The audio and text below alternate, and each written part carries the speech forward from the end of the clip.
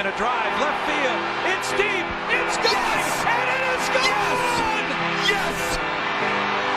It is bedlam at the bank. Look at the doctor. Yes, he's got it. Here he comes. Way back to me. It is safe and slammed up.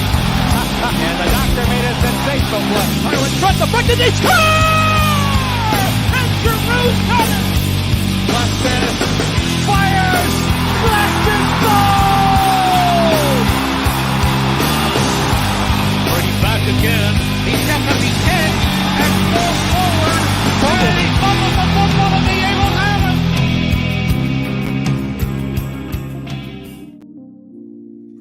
it. We welcome you to the first ever Philly Sports Hour here on Philly Sports, our new show. I am Benjamin Goldstein, the host of this show, and how the show is going to work is every week on Saturday, we're going to live stream this on YouTube, Twitter, and Instagram. Our guests will also be able to live stream it on their sites as well, and we're going to talk some Philly sports. Today, we have a very exciting guest. He is the biggest Philly sports fan. He paints his face. He has a colored mohawk. He wears shoulder pads. He's the reason Philly sports doesn't have a dynasty. He plays hurling. He's the goaltender for the Philadelphia Wings. And he's the Philadelphia sports mush per a caller on 97.5 The Fanatic. Ladies and gentlemen, welcome the first guest on the Philly Sports Hour, the Philly Sports Guy. Face paint guy, how we doing? I'm doing wonderful. I don't know if I could live up to that billing. That's an amazing billing that I just received. Where I was not only, the mush of everything Philadelphia sports, but, I caused COVID, the Black Plague in the 1700s, and that asteroid hitting the Earth back in the dinosaurs era.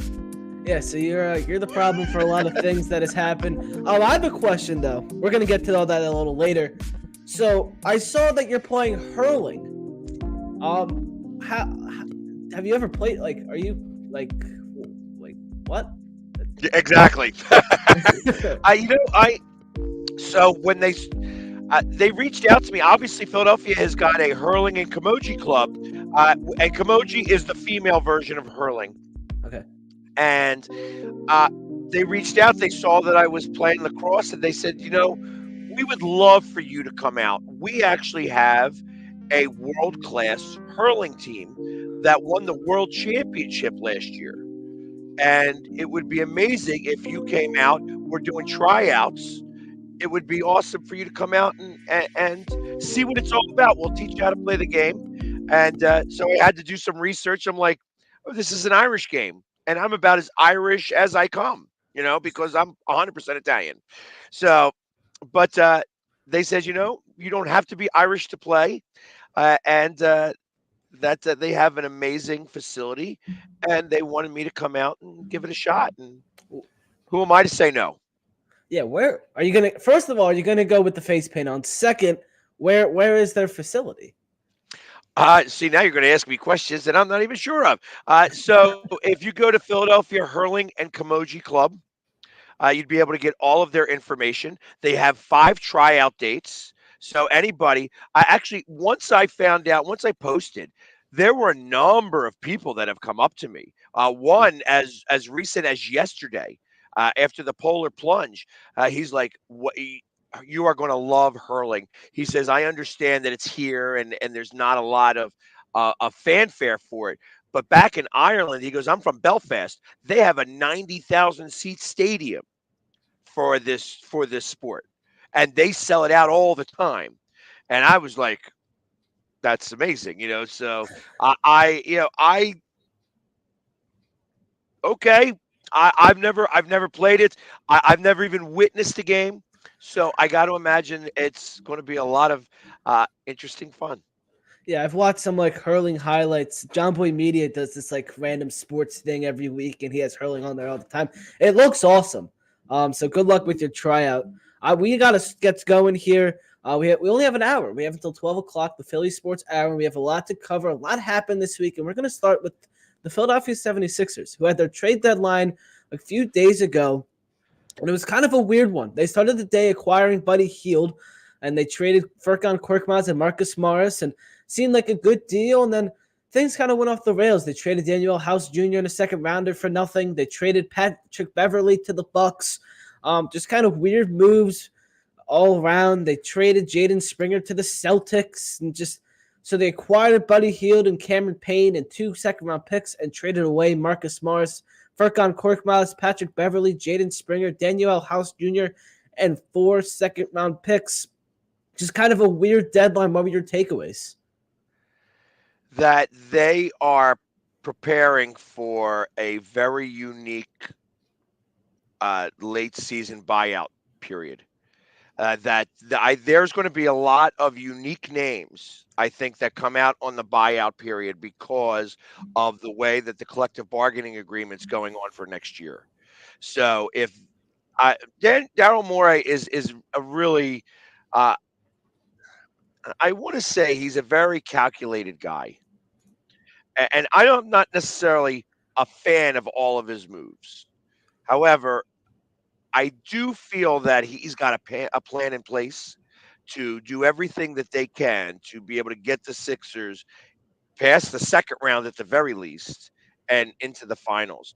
So I believe that there is going to be a number of players that are in this buyout period, and he is preparing himself for it by having I think they only have 9 guys on the roster right now. Yeah, they had 10 guys active yesterday. Maxey wasn't available. They were very lucky for Cam Payne and Buddy Hield, who played decent last night. They almost actually beat the Atlanta Hawks. They only had 10 guys active with Maxey out. So really, there's 11 guys on this roster right now, and the Sixers are in a really weird spot. Where the other day in their deadline, I thought they started out as buyers. Like, they're going to get all these guys. They needed a center. They didn't get one. Then they just became sellers. They sold away 2 good young guys, one in Jaden Springer, who I thought was the worst trade of the day, as he was really good defensively against Luka and Steph games before. And then Patrick Beverly. I thought that was also a weird one.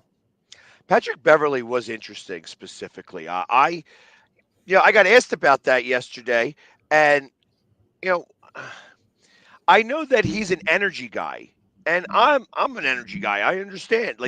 Sometimes you need that type of stuff, and to just kind of give him away, they just kind of gave him away to the Bucks.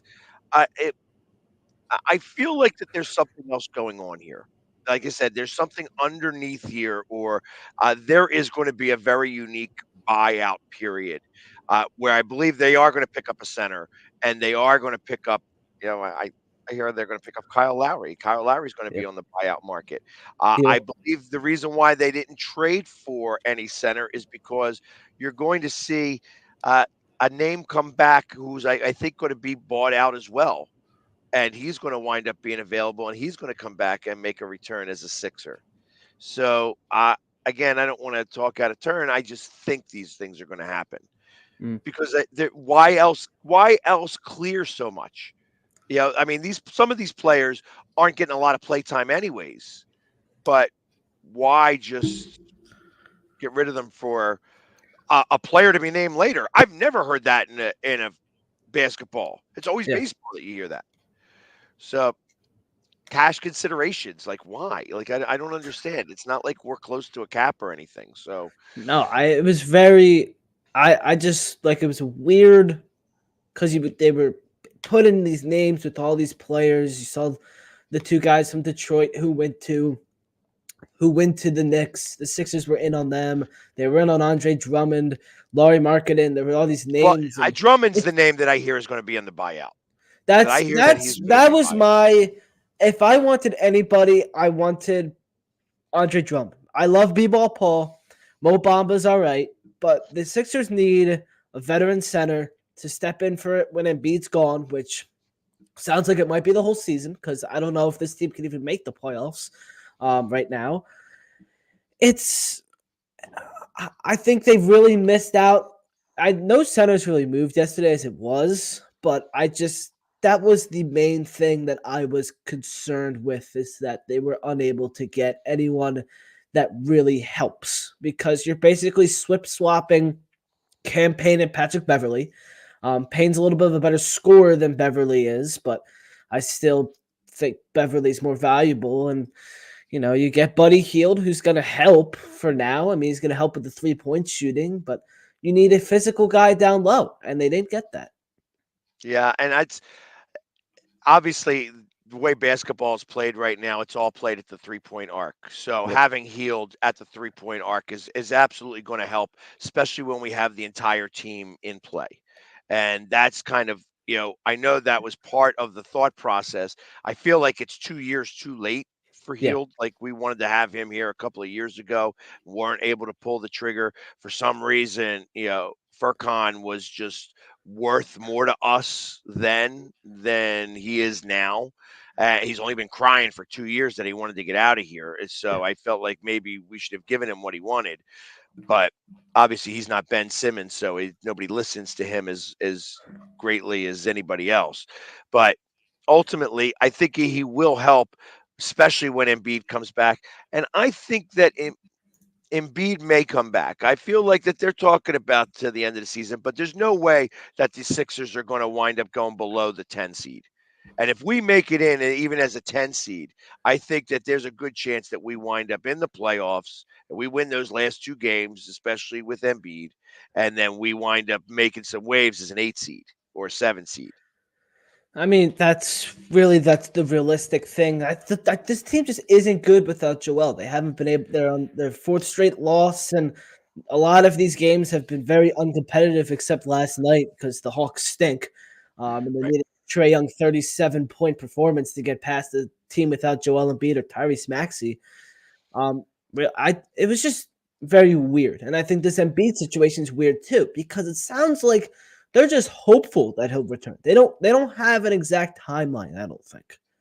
Well, and so the surgery that was done microscopically rather than what was typically done, and that's what usually holds up everything. The fact that you have to almost that surgery that was done in the past where you almost had to open up the entire knee to make that occur, and then you got to put it all back together again. Then you need the stitches to cure, the staples to cure, and everything kind of mesh back together.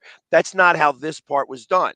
This was done microscopically now. So I'm not a doctor. I can't really say, but the timetable for the return is supposedly much, much greater than it was in the past. Yeah. So that's where I believe that, I'm sure he's in part of rehabbing right now. Like, and if I was, I know that I don't have that type of money, but if I had that type of money, I'd be sending him to Costa Rica, getting all the stem cells he can in every part of his body that he can. Shoot him up with all the stem cells, get him all set up and ready to go, so that when we get back here and it's late April and May, that he's ready and raring to go and very well rested.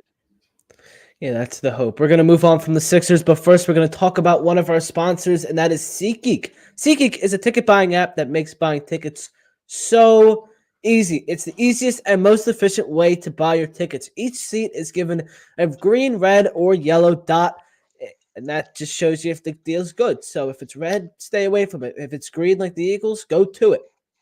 And we know there's a lot of sporting events on tap. Philly season's just around the corner. Flyers are in the midst of their season. They're playing well. The Sixers, if you want to go watch some bad basketball, you can go to those games as well. But you're going to save some money as well. By using code Philly Sports Report, you can save $20 off your first SeatGeek purchase. Again, that is Philly Sports Report to save $20 off your first SeatGeek purchase. Click the link in the description on YouTube or in the bio to save. We're going to move on now to the Philadelphia Flyers, who in 1 week from tonight will be playing in MetLife Stadium in the Stadium Series. They came back from the break this week and had a pretty good week, Facepaint Guy. Yes, they have been playing really well. The one thing that I would say about Torts, having Torts as the coach, is that he's going to have these guys moving. And in hockey, you don't need to have all of the, you don't need to have all the skill. If you have speed and you have hustle, you're going to win some games. And that's what they're doing. They are hustling and they're winning and they're putting themselves in position to be able to score some goals. They beat Winnipeg. Well, I know Winnipeg's on a little bit of a down streak where it was their 5th loss in a row, but Winnipeg's a good team. Yeah. And to just be like out of nowhere coming out and smacking them like we did, and I knew they were primed for a smacking. Now, in fact, I don't normally bet, but I actually bet that game and said, "Hey, the Flyers were an underdog." I says I got them winning by over a puck and a half, so we should take the reverse puck line, and it was a plus 265, and it hit. There you go. My thing with that game against the Jets the other night, though, is they got off such a great start, and then those last two periods, they could hardly get a shot on net. It was kind of like a weird last two periods. You got off to such a good start, and then the next two, you look like the team that lost the 5 straight games going into the break. Well, the Jets are a good team, and Yes. that's really, and obviously that's what started to happen. They, we're so used to seeing this with the Flyers, where the Jets right now are going through a very similar situation where they are putting a lot on net, but they're putting it, and it's just getting saved and saved and saved. And there's some good saves that are occurring, but for the most part, they're throwing it right at the goalie, and the goalie's making an easy save. And I think that that's what they're doing. They're continually trying to put it on net because ultimately the puck will start to bounce in opposite directions. But at the moment they're struggling, and I think that that's part of what happened. You saw their coach light a fire under them. They were down 3-0 in the first period. So yes, obviously the coach is going to go in there, start turning tables over, start yelling some French words that we're not allowed to say here on this platform, and things will start to go crazy, and they're going to get some fire under their ass. And that's kind of what occurred. And I kind of expect that that's what happened. They started blocking more shots. Not as many pucks were getting to the net. And that was what was occurring. The Flyers were able to get to the net pretty easily.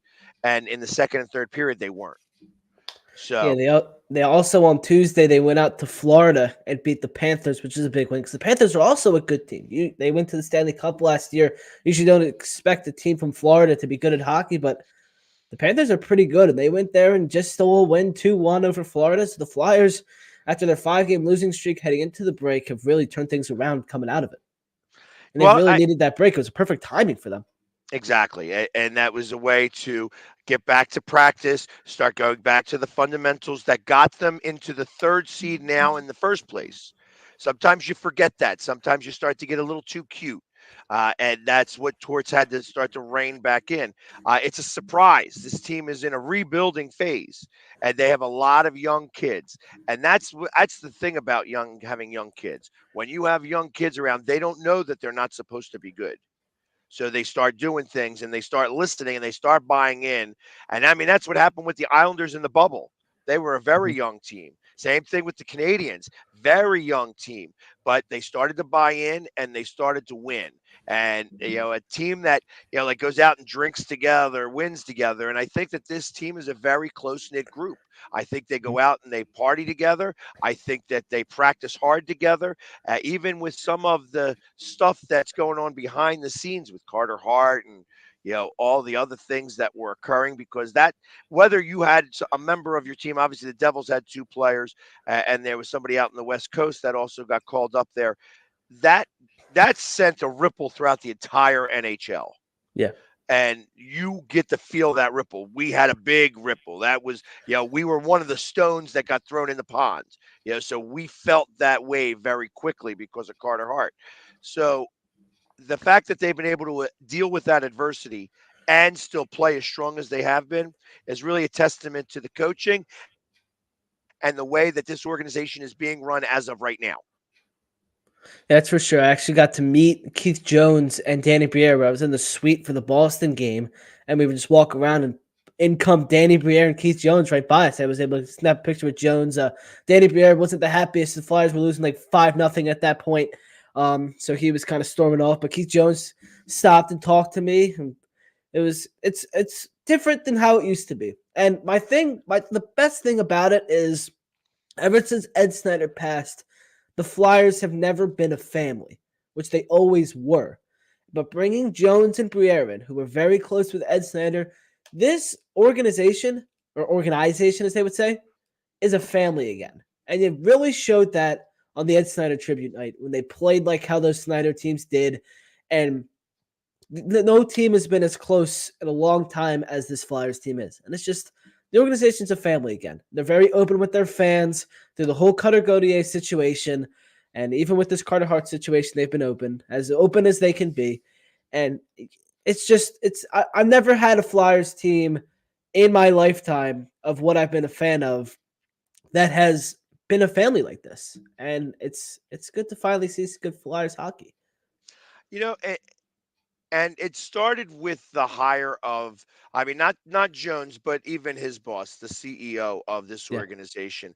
When they brought somebody in who was a Philadelphia guy Dan who, Hilferty.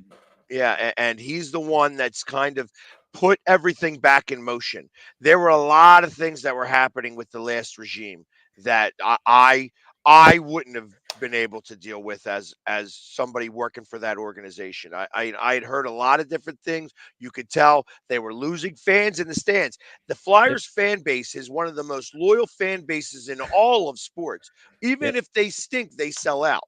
If they feel that this team is worth it. And they had, last year they felt the team wasn't worth it. And that showed in the stands. Yep. I've never seen the Islanders, the Rangers, the Bruins take over our stadium ever like I did last year. Mhm. Penguins, same situation. Like that never would occur. Yeah, and it was occurring last year.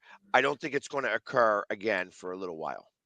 Yeah, and this team's good. They just locked up Owen Tippett for a long time. He's going to be really good. Travis Konecny's really good. I'm a fan of Sam Ersson. I think he's been very good. After the Carter situation was kind of a tough fill-in, everything going on. You work super close with him, and boom, just like that whatever, and tough role for him to fill in. But ever since the break, everyone was able to clear their mind. He's played very well, and I think this team's in a good spot right now. And I think they could go.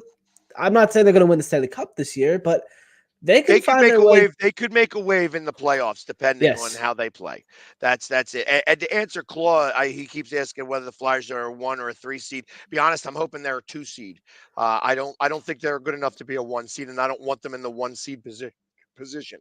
I'd like them to be in a 2 seed so they get home field for that first playoff round. But other than that, I just don't see. I don't. If they make the playoffs, it's great. It doesn't matter because playoff hockey, there's nothing better than playoff hockey. That's for sure. We'll get to all the comments when we're wrapping up the show. We'll go through a little Q&A segment. But we're gonna move on to the Stanley Cup, or the Stadium Series, which is coming up next week. And I want to ask you about the jerseys. So here they are. They're a different design than we usually see. What are your thoughts on them? I think they're okay. Okay is a good word. That's about what I think about them. It's. I mean, I obviously they want something different, but they want to keep it on brand, and that's how I feel like they did this year. It was, they're never going to mess with that. They tried to mess with the logo one time when they tried to put the Flyers name in cursive on the jersey. That stunk. I like the orange and black, obviously, like it's that kind of thing. I like that deeper orange. The black stripe going all the way around the arms and kind of going across the back. All right. You know what I mean? It's okay. The jersey is okay. I don't love it. I don't hate it. Yeah, I mean, that black stripe going around is my least favorite part. I also don't love how big the numbers are. The numbers are huge on the shoulders, on the back. I just think it's weird. Have you ever been to a stadium series? Oh, well, I never have, but I know people that have, and it's very hard to see. But for a hockey jersey, it's just like it just looks weird in these photos how big they are. But I understand the reason why they did that. And that's the thing. It's so hard to tell who is who. So that's why they've learned that they have to make these numbers much bigger because nobody can tell. Nobody can see. You almost have to have binoculars to watch this game, even if you are close to the action. Because even as close as you get, it's still too far away. Yeah, it's right in the middle of football field, and at MetLife, that stadium is huge. And we're going to talk about MetLife in a little bit.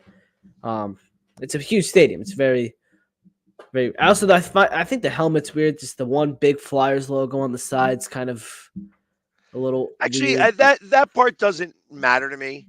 You know, I like that kind of thing. I don't know that I'd have it right on the side, or realistically that they should have had the circle and then have maybe wings going on both sides. Mm. Like that would have probably been better. But I mean, I don't dislike Kind of that like, part. the Eagles helmet. Similar, similar. I think that they could have done something there, uh, but you know, again, I'm not the designer, and they may have tried to do something like that, and it just looked ridiculous. So Yeah. I This can't is say. Yeah, this is the last Flyers Adidas jersey that they're going to make. Fanatics takes over next year, so that'll be interesting to see how Fanatics takes over. Let's move on to the atmosphere. You've been to stadiums to outdoor hockey games. This is the first one that they're playing in New York. They've played in Boston, they played in Pittsburgh. Now they're going to, I guess, New Jersey. How's the atmosphere going to be? Do you know what the Flyers to Devils ratio may be, and just kind of the atmosphere of an outdoor game? I think you're going to see a lot more Philadelphia than you will New York, or New Jersey, even because I mean, I like to make fun that the Devils fan base is still the 13 people that went to that one game. That's you know, I know that I expect to see my counterparts there. There are a couple Mhm. of Jersey Devil super fans that so I expect to see them there. But I think it's going to definitely be a lot more Philadelphia fans just because they like this kind of stuff. It's Mhm. you know, I'm not the biggest fan of these games. First off, you can't see, you can't watch the game. It's really cold. It is really cold at these games. So it's like I'm not. I like going to hockey games. I don't mind being a little bit chilly because it's on ice. I don't want to be in the ice, you know, Yeah. while we're watching the game. So it's a little different for me. So I walk around. I'm going to be all over the place in this. You won't see me in my seat for very long because I'm going to want to go see how everybody is and get everybody riled up and have a good time. Mhm. But short of that, it's going to be interesting to go up against the Devils. I you know, I'm a big fan of making fun of the Hughes brothers and stuff like that, and poking fun at some of those guys over there. It's you know, so it'll be fun in that regard. But short of everything else, I hope it's like 45 degrees. At least it's a little bit Yeah, it warm. looks like the high on Saturday is going to be about 40. So you're looking at like a 30s in MetLife. But you said you'll be up and around, so it'll be a little warmer. It's going to be better than that one that was at the Link a few years ago where it was rainy and like warm. Like that was like a weird hockey atmosphere. The ice was melting. It Right. was a really weird game. Like the Flyers Or you came remember during back and COVID, when they did it out on a golf course in the middle of oh, the they did sun, it. and it was Yeah, that eh, was ridiculous. It was very cool, but they had to push all the games back. That was also really weird. yeah. So So it was. I mean, that would have been a fun one to go to, but yeah. obviously it was during COVID, so nobody could go to it. And that's what made it also cool. There were no fans. So it was just like the sounds of the surrounding. You had the Lake Tahoe in the back. I mean, it was a cool setting, cool idea. Flyers lost, so it's very unmemorable to me. But Yeah, it is what it I is. I remember that was like the first hockey game that we all kind of sat back and watched together as like one big group. You know, Yeah. even though we were all in our own houses and COVID and such, I remember broadcasting that live, and yeah, we did make it a little bit of a game, but they were just so much better than us at that point. Yeah, and the Flyers were bad that year too. I mean, that was the year where they were blowing leads left and right, and that was just a bad, unexciting team. The MetLife Stadium is where the game's being played. A lot of people don't like MetLife Stadium. A lot of people do like MetLife Stadium. Where do you stand with MetLife? It's underwhelming. Mhm. You know, it's just underwhelming. It's like they took Giant Stadium, they said, "Okay, here's the design for Giant Stadium. Let's clean this up a little bit and make it MetLife Stadium." And that's kind of what it was. So it's kind of very vet-esque in Mhm. terms of the way that they did the field, the way that they do different things in general. Uh, I don't mind it. I mean, we haven't had a good record there this year, but typically we win most of the games that we go up there to play. So, like I said, this year was an anomaly where we lost two in a row. Obviously, the Jets had never beaten us, and then the Giants beat us the last game of the season. So it's it's a new year now, and hopefully, the Flyers can break the snide here. Yeah, that'd be great, especially on the national TV. Let's talk about that team that you were just referencing, the Philadelphia Eagles. They have two new coordinators, Kellen Moore at the offense and Vic Fangio at defense. What are your thoughts on the hires? Well, I'm going to talk about Vic. Vic is, as I think about everybody who has been here over the last three coordinators, it's really since the Super Bowl, we've had Vic Fangio's defense here without Vic. Mhm. Now we've got Vic. So I think the carbon copy is not as good as the real thing. Mhm. And that's the difference here, that we are going to now have somebody who understands all the nuances of his defense because it's his. And everywhere he's gone with it, he has typically had top 10 defenses. I know that, when you look at it, some of these defenses were horrible that he's had, but he didn't have the personnel in place. This team has a lot of personnel on defense, and I think that he's going to be able to see and understand how to put people in places to succeed, and not necessarily think about, oh, well, we need this guy in coverage and this guy in coverage. I think that he knows what everybody's strengths and weaknesses are, and he will utilize them to put them in the right position. And that's where I feel like we have been lacking in the last couple of years. Also, I'm a much bigger. If we're not going to blitz, I want the wide nine, because the wide nine Mhm. gets so much more pressure, especially with the people that we have in place. When they don't have the wide nine, as we saw this year, we went from 72 sacks for the year to what we have, 24 sacks all Around year there, long. yeah. That it's a 50 sack difference, and all because of the line, the Mhm. offense or the defensive line not being in the wide nine, maybe. I think that was part of the problem. And then, of course, having Reddick go out in coverage. What are we doing with that? Really? That was just ridiculous to me. Yeah, so Vic Fangio should help. My thing is the personnel on the actual guys on the field. Is still going to be a problem if there are not moves made this off season. I really don't think the defense last year was the. I think it got worse with Matt Patricia, and I really didn't have a huge problem with Sean Desai. His defenses were good up until about those Buffalo, Dallas, and all those games, but those were the best offenses in the NFL. Those I um, The problem I had with Desai was, he was not making good enough adjustments. that's correct. And that was the hard part about that, was like, hey, listen, you have to adjust some. Your game plan's not working. It's time to change up the game plan a little bit. And at the beginning of the season, he was making those adjustments. Teams were getting leads, and we were coming back and winning games, and or holding on to win games. At the end of the season, when they traded off from him, it seemed to me like, and the things that I was hearing, was that he was being too much of a micromanager, and that he was giving way too much of these. All right, this is the part of your scheme now. You have to do this if this happens. You have to do this if this happens. I have to do this if this happens. Instead of just saying, okay, this is your spot. This is what we want you to cover. You got these things going on. I think he was expecting way too much from his people. And then all of a sudden, you bring in Matt Patricia, who may have had some say in what was going on beforehand, but then is like, okay, you're just going to do this right like this. Everybody everywhere.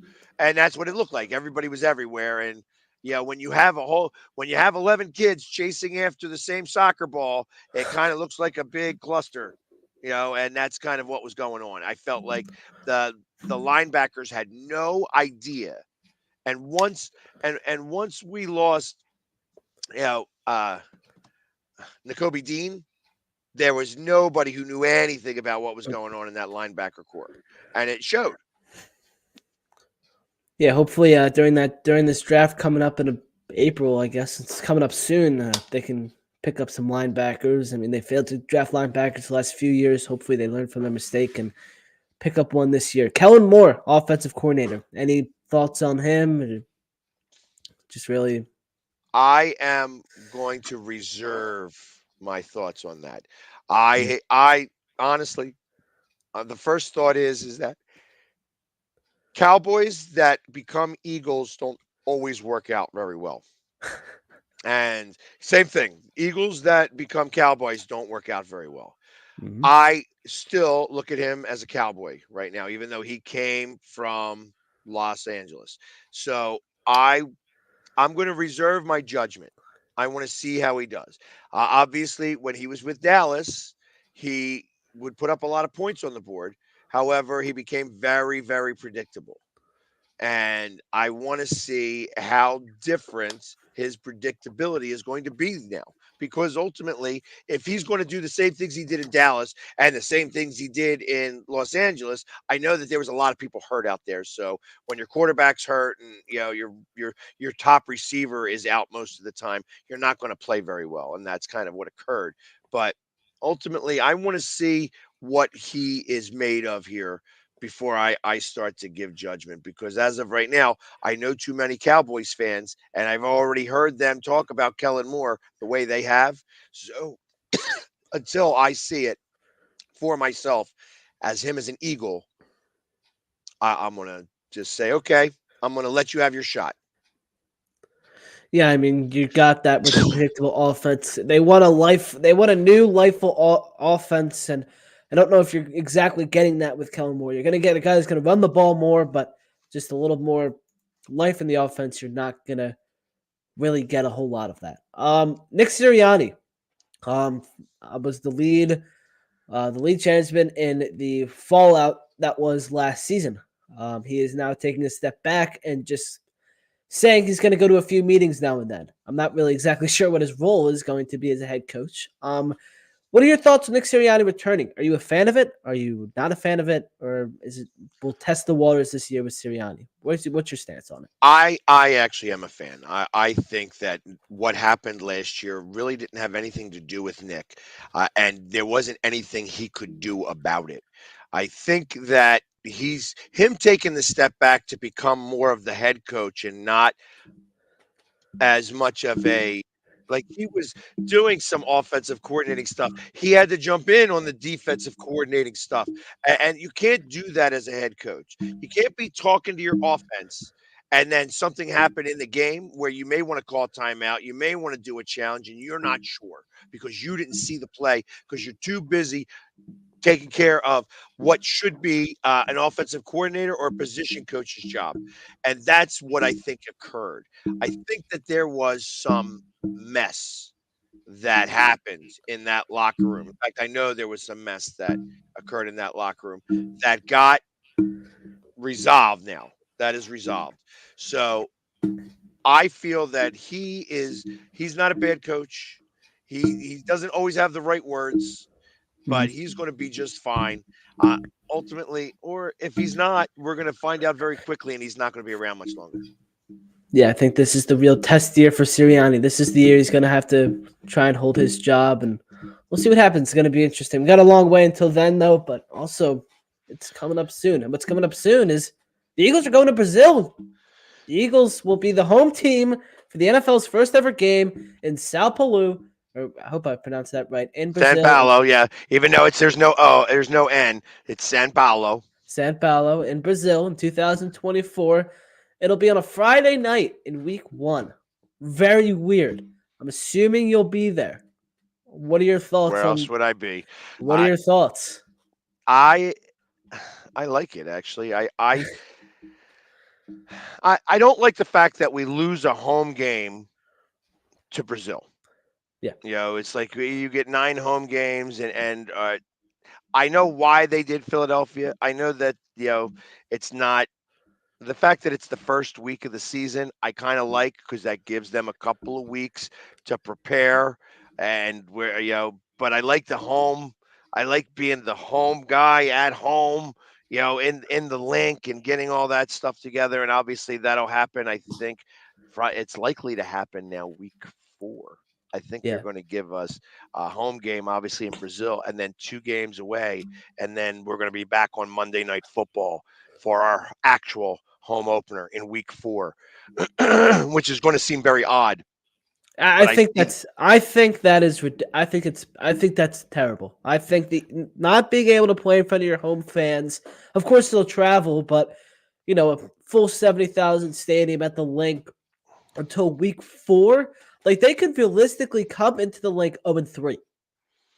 Like it depends no, who they their can't. first couple of No, it they depends can't. on who their first couple opponent. I don't feel very good about this upcoming season as it is right now, but if you like those 3 weeks, it could be well, I mean, we'll see when we get there, but that atmosphere, it might, we'll see. It's just And like I said, we won't find out the schedule until May. So right. don't go by what I'm saying. I have that thought That's what I'm process in my head. yeah. Like I think it'll be around week 4, around there. I mean, Well, it and sucks, but by not having us home, like we're having our first game home and then having 2 weeks away, at that point, we have now, for week 4 being our first actual home game, and we have 8 home games really put together in 13 weeks. It's a lot of home games. That actually works to our benefit, kind of against what we did last year, yeah. where it was like so many games against so many good teams all put into one. I mean, the schedule kind of worked against us last year. I think it's going to work for us. So when you say, yeah, it sucks that we may not have our first actual home game till October 1st. Yes, I agree. That sucks. However, think about how many home games we're going to have after that. Sure. And they're going to have to take into consideration the fact that they can't do it in October, can't have those home games in October either, because we have a team across the street who could be playing a lot of games in October. Yep. Hope so. We'll get to the Phillies in a little bit. Let's move on to Jason Kelce. It was rumored that he's going to retire. There was a video of him saying he's going to try not to retire. Jordan Mailata said there's no way he retired. There's no way he comes back after he had his shirt off in Buffalo drinking and he was gambling out in Vegas. I mean, what do you think? Is Kelce going to return or is he retiring? Is he done? Like what? Like it's weird. I have been very, very specific when it comes to Kelce. I don't think he retires. I think that he is very ready to become a dad. Yep. He's also the reason why, excuse me, he's the reason why his brother's got a girlfriend. He's the reason why his whole family has been on the map. Yeah. And that does play a part of this. You know what I mean? He's become an icon. He's become one of, USA Today's or People Magazine's sexiest man alive. Yeah. You know what I mean? So there is a lot of fanfare that's come with this. And I think that some of that fanfare even interfered with his play a little bit. Mhm. Like, because he didn't have a great season at the end of the season, but nobody did. So I think he comes back. I think he's ready to be a father. I just feel that his daughters are still too young. They're not playing any sports yet. They're not really doing anything crazy. And, while he still has some juice left in the tank, he's going to play. I always feel that players play 2 years longer than they should. The 2 years too long. This would probably go, if he plays this year, it would be the first of those 2 years. And I think that he's smart enough to realize that he wouldn't come back for a second year if it really is his first of 2 years. If he has another all-pro season, then I can't say that. You know what I mean? Then it's not. He's obviously still too good to be put into that category. But think about Jason Peters. Jason Peters has been in the league now 6 years too long. And I feel that these 6 years have cost him his first round ballot. He's definitely a Hall of Famer. He definitely should go in as an Eagle in the Hall of Fame. But I feel that now he's no longer a first ballot. He's now probably second or third ballot because of how he's performed in the last 6 years when he just can't go away. Yeah, that's for sure. I mean, Jason Kelce's back to Kelce's my favorite athlete of all time. I remember at the parade, we left the crowd and we sat on a bench a little away from the crowd, just taking everything in. And during his speech, watched it the other day. It was the anniversary on Thursday, the 6 years, and I just remember hearing a man screaming and then looking at the TV and seeing it's Jason Kelce in a mummer suit. I was 10, so I didn't really know what was going on, and then it's just that always has stuck with me. I just don't think there's any way he goes out the way the Eagles did last year. He's too much of a competitor to just say, I'm done. Like I think he will come back next year. I don't know if we'll see what really happens. I don't know what's going to happen. I just don't think there's any way he's just like, I'm done. I just don't. I agree with that. I think, like I said, I for all the other reasons as well. I feel that Yeah. he's almost there. He's almost there, but he's not Yep. there yet. And the same thing with Travis. I think that Travis, not that he's even an Eagle, but I think that they want to retire together. And I think Mhm. that especially if they win this Super Bowl, there's no way Travis can retire because they want to be the first team to ever three-peat. Yeah. And that's a real thing. And ultimately, I just don't see that happening. I don't see either one of them retiring.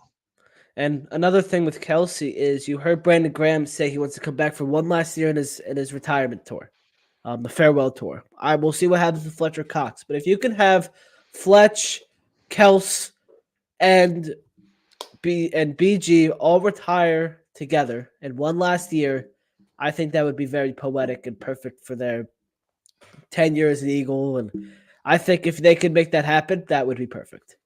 I think that all three are going to come back. I Mhm. believe that Fletcher Cox is going to do it differently than Brandon Graham and Kelsey are. Kelsey and Brandon Graham need to be on the field. I think Mhm. Fletcher Cox is going to just not resign until November. Like he's going to Mhm. do the Indomitian Sue and just come in very late and be rested to do a run of 6 games in the playoffs. And I Mhm. think that's really what he should do. I don't think he's ready to give it up yet. He probably was one of the better players on the field in the playoff game. Yeah. He was the one that actually showed the fire, that Mhm. was getting in the middle of scrums and getting involved. I thought that he brought it that game. Uh, I don't think he's done yet, and I think that he likes playing football. And when he retires, he's going to definitely go away. Like he's going to go to his ranch in Texas and live the rest of his life there. You know what I mean? Yeah. He's not going to look back. Mhm. But I think he's not ready to look ahead yet. Yep. I agree with that. We're going to move on and we're going to talk about another one of our sponsors, FOCO. Thank you to FOCO for sponsoring Philly Sports. Sports real fans need the best gear. That's why FOCO makes legendary gear for the most legendary fans. Click on the link in the description or the bio to save 10% off any order at FOCO. Facebook guy, you have a lot of experience with FOCO. You've been seen many times wearing the overalls. They're awesome. They are. They really are. I'm not an overall guy either, but I love those things. I put them on all the time. It really is great. I'm waiting for Foco to send me my second shipment with the Phillies and Mhm. the Flyers. Yeah, I have So my Foco, hopefully you're hearing. yeah. Listen in, Foco. I was sent some Phillies overalls, and I had them on for games 6 and 7 of the NLCS, and they lost both of them. So I don't know if I'm ever going to wear them again because they were bad luck. But You know what? you Hey, should still listen, get them. it was all my fault. Didn't you hear? Didn't you hear? That guy say all that stuff. That hey, it was my fault. The Sixers not getting out of the second round. Phillies losing in the World Series It's all and the him. NLCS. COVID, the asteroid, everything.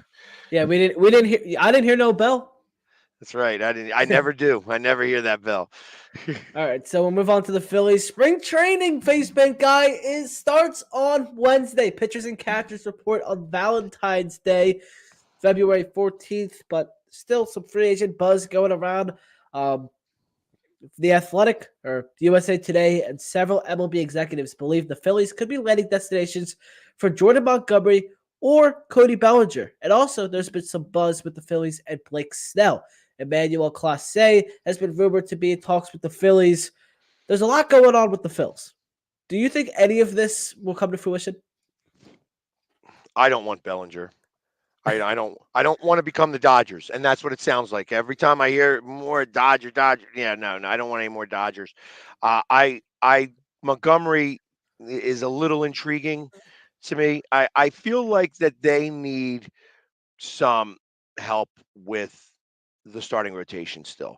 The bullpen will work itself out, and until the kid gets back up here, and we know that actually is repaired with that Tommy John surgery. I don't know, like Payne, I'm talking about Andrew Painter. Yeah. I don't know that they have enough of the rotation to be able to handle. Uh, they have to go back to what they did before 2 years ago. They were built to win games 9-7. They weren't built to win games 5-4 and 4-3. And that's what happened in game 6 and game 7. You can't win those games. You got to score runs.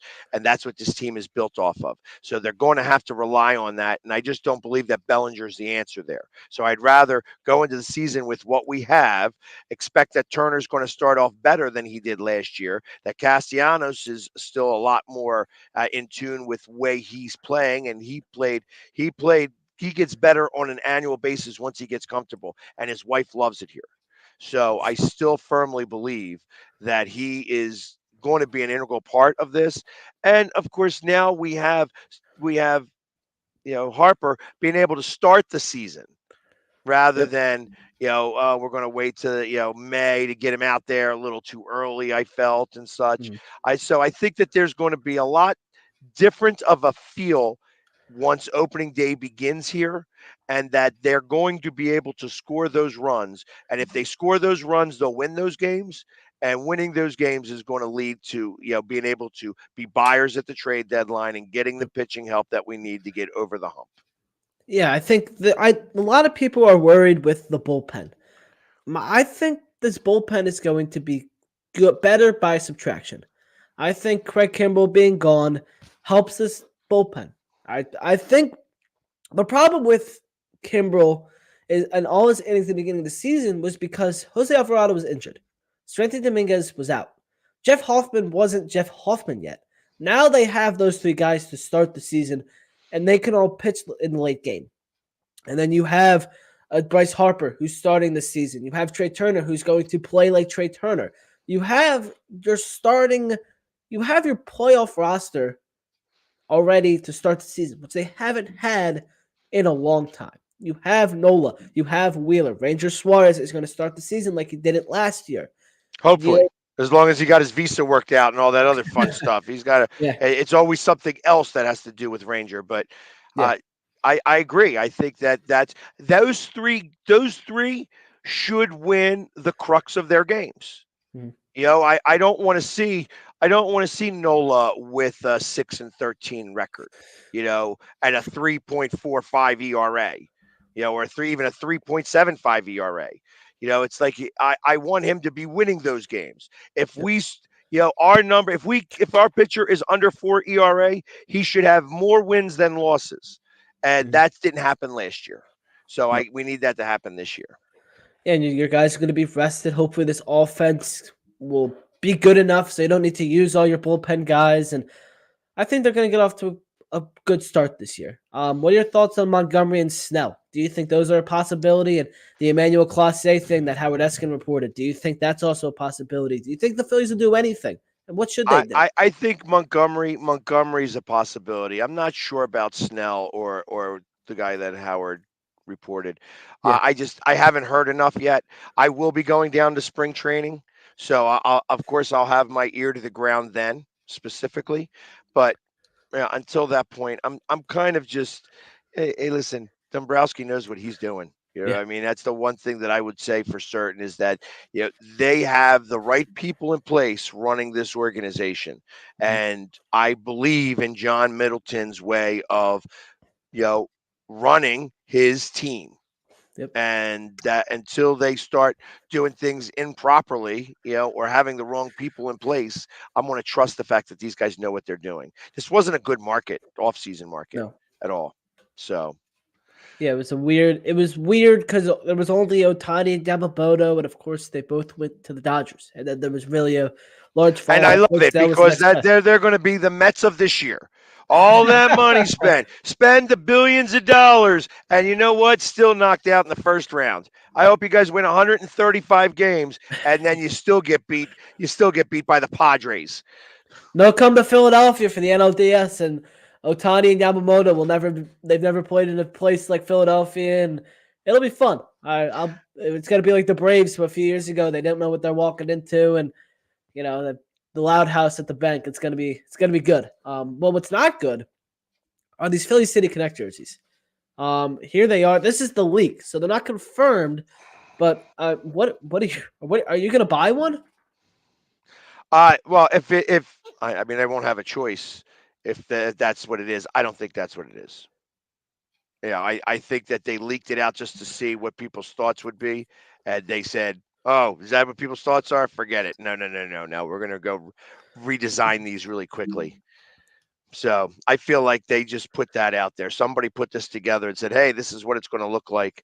First off, I know for a fact there's no way that the Phillies are going to put Philly on there without using their iconic P.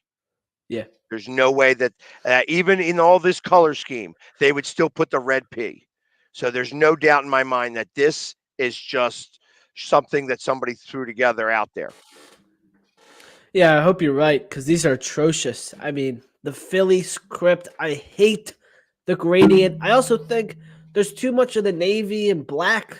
The Philadelphia colors or the flag colors, which is what they were going for, is yellow and baby blue. There's no navy, no black. I just don't know where they're getting these colors from.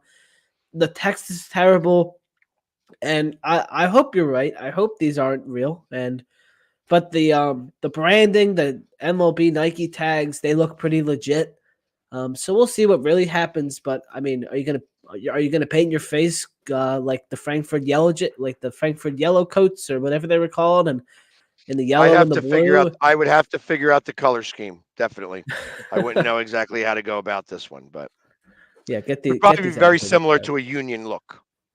Well, yeah, I actually get that vibe from these. This is like if the Union made a minor, like a youth baseball league, this would be the jersey. Right, I agree with that. I also hate the patch on the sleeve, the City of Brotherly Love. Yeah, Um, that's it's. like I I don't mean, the V looks like a U, I think, which makes it look even worse. But it's just very weird. I hope they're not real. Um, so let's talk about the big game tomorrow, the Super Bowl. Kind of the worst possible Super Bowl we could have asked for as Eagles fans. Chiefs Niners. You're gonna watch the game. And I guess not who you're rooting for, but who would you rather win? I will watch just because I'm a degenerate. You know, I will love football. And I am not rooting for either team, but I prefer the Chiefs to win. I actually have them winning this game, and it's going to be a close game. I think it's going to be a good game, actually. I think that it's going to be a much more defensive battle. It's not going to be the two quarterbacks ringing up, touchdowns and such. I think it's going to be like a 23-21 game, and I got the Chiefs kind of pulling it out with a field goal at the end. Yeah, kind of like last year, but we're not going to talk about last year because that's still painful. Yeah. I Again, that was if my fault, So. It was all you. It was all you.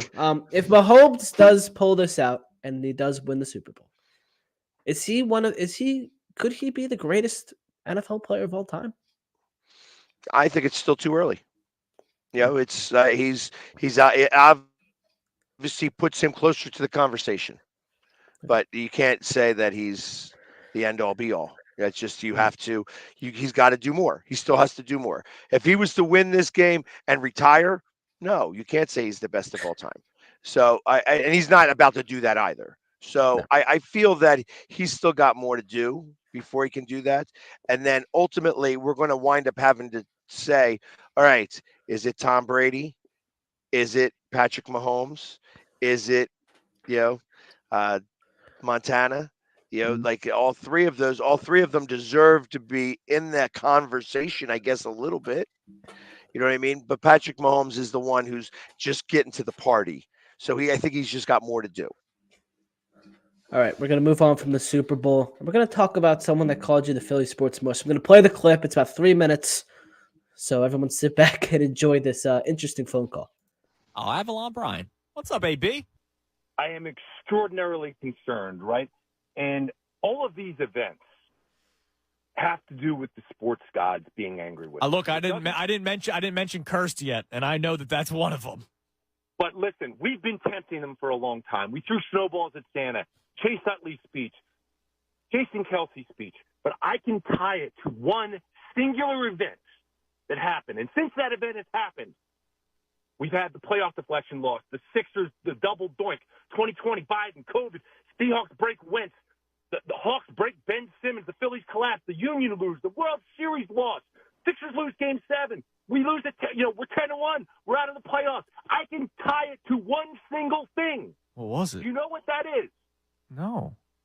This attention-grabbing Delco scumbag, the Philly sports guy, deciding he needs attention. He has angered the sports gods. He puts up a GoFundMe so he can go to games. He has angered the sports gods, Tunis. He needs to go away. He needs to be expunged from the record like Vince McMahon, or we are screwed forever. Who? The Philly sports guy? The Philly sports guy. It is his fault. He is taking the attention away from the team. You mean mugging for the temp. You mean Jamie, the guy that he paints, he goes. He's the Philly sports mush since he has come. Like come on, man. Jamie's a good dude. I can't blame Jamie for this. It is all Jamie's fault. Ever since he needs attention, it is all his fault. I've named it.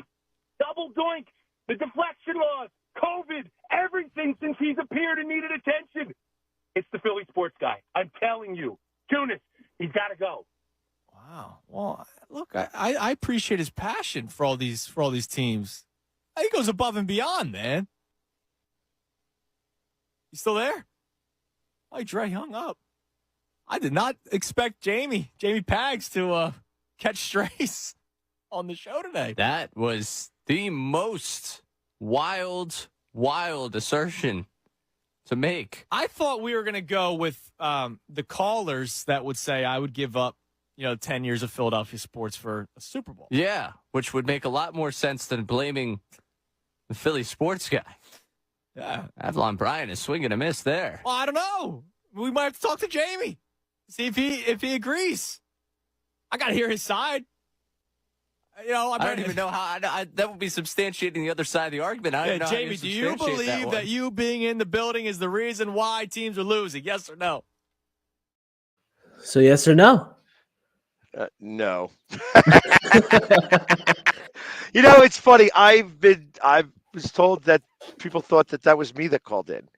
I'm like, no, I'm not Avalon Brian. I think I know who Avalon Brian is. He actually has his own podcast with another group, and they have been trolling me for a little while. And he's been trolling me ever since I came out. So there's no doubt in my mind. I think I know who this guy is. And like I said, he blamed me for COVID. The double doink, which we won. By the way, I guess he meant the quadruple doink. Yeah. When with basketball, it's just listen. If I definitely had that much power, I would stay away. If I was the sports god. But the truth of the matter is that I was at all those games to get us to the Super Bowl. I was at all those games to get us to the World Series.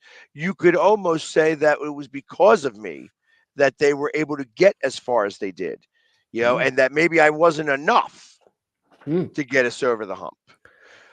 I was at, I had gone that year. I had gone to 3 conference championships. I didn't go to San Diego, which is where he said I did put up a GoFundMe to try to go to San Diego because I just didn't have the funds. So that was the only time I've ever put up a GoFundMe, and he brought that up there. I was part of his argument. So, and I tell you, I regretted doing that right away because every mush out there who cries, "Oh, why should I give you any money to go to a game?" When obviously they think it's just simple what I do, but that's fine. I have no malice towards them because they're hardworking people too. They don't want to lose their money. But truth of the matter is that I was there at those conference championships and we won all 3 of them.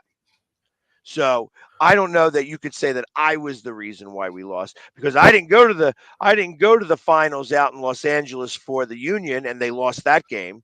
I was out in Houston and we lost that game, but also I wasn't the one who made the pitching change that had that ball hit 500 foot. It's just all of that stuff. All of that stuff is just ridiculous to me. If you think that I have that much power over the sports gods for us to win or lose, then you need to go get some attention. You need some help. Yeah, I heard you say on another thing. This dude needs to find God. Yeah, listen.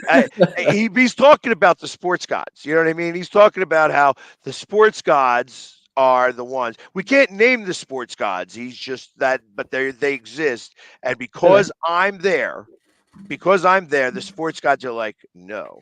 Actually, the sports gods love people like me because that makes people believe in them more. So trust me, they would have us winning more. Zeus would be choosing for his team to win if they had somebody like me preaching that word. You know what I mean? So I listen. I get it. But I don't care because he's a fan too. So I don't have any malice or disdain to him. He's allowed to believe what he wants to because that's what makes this America so great.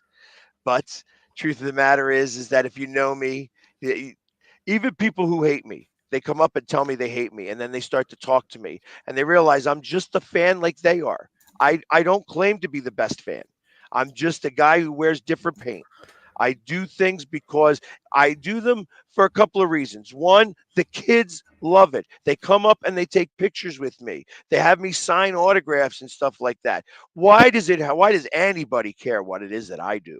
Why would anybody care? I ain't hurting nobody. I ain't doing nothing wrong to anybody. All I do is cheer on our team. I don't badmouth anybody. I don't badmouth the other team. I don't badmouth the other fans. All I do is represent Philadelphia in the best way possible. And if you don't like it, tough, because I ain't going nowhere.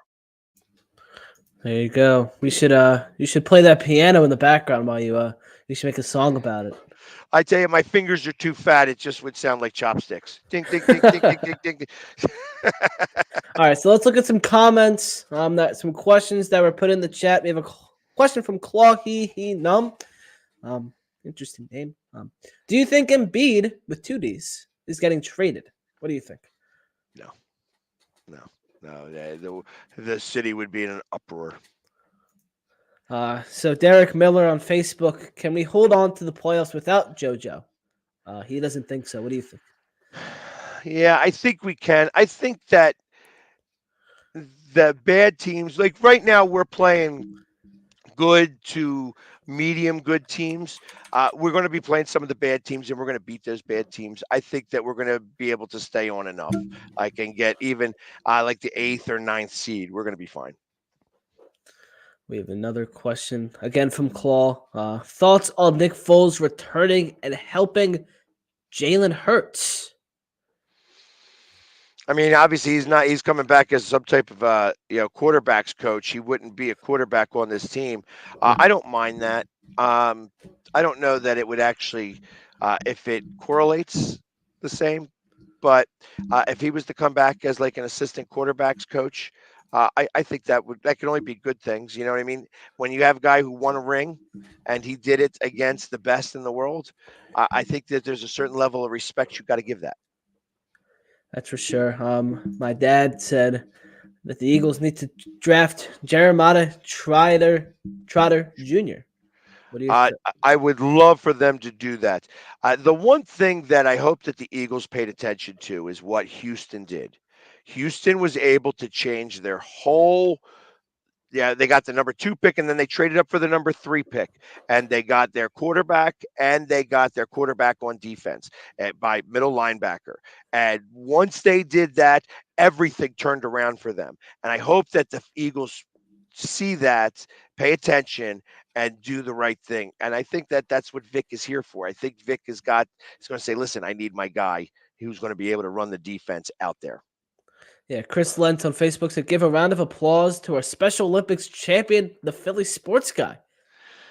He saw that I did the polar plunge yesterday. Yeah, yesterday, FacePaint guy did the polar plunge at the bank with his phone, jumped in with the phone.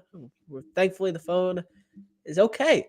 Phone still works. He's got some special phone that doesn't break in the water, which is crazy. But yes, that's pretty cool. Yeah, it was fun. I've never done a polar plunge before, and I will tell you, it's cold. Yeah. How'd your face paint stay on? Like, what happened? That video gets released today. It did not stay on. It held up okay, but it wasn't super great. It wasn't super great, and not many people behind me turned pink, so it was okay. Yeah. So my dad also said that dude is on crack. That said that you're the reason Philly sports doesn't have a dynasty.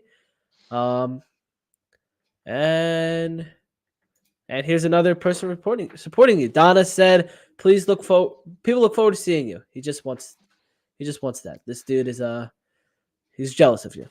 Yeah, and Donna is great. Donna runs Harry's Heroes, and she brings out for every Flyers game, she brings out veterans or first responders, and just invites them all to the game.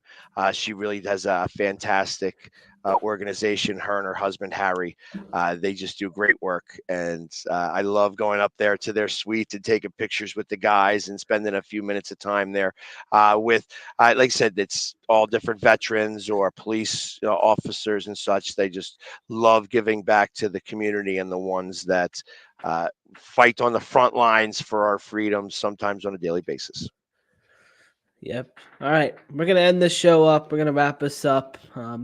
Philly sports guy, where can people find you? Where can people follow you? Just go to any one of the Instagram, Twitter, YouTube, and type in the Philly sports guy, and you'll find me.